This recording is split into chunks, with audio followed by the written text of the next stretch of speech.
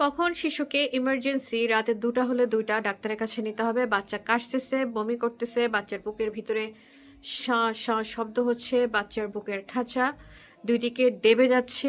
সাথে, সাথে বাচ্চাকে রাতে ২টা হলে ২টা ইমার্জেন্সিতে নিয়ে যেতে হবে। এই বাচ্চা সকালে নিয়ে যাব, বাসায় বসে থাকবো, পরে দেখব। নো, এগুলো কিছুই হবে না। আপনি বাসায় নেবুলাইজ করবেন, তাও হবে না। বাচ্চার বুকে যখনই শোঁ, শোঁ আওয়াজ পাবেন, সাথে, সাথে ইমার্জেন্সিতে নিয়ে যেতে হবে।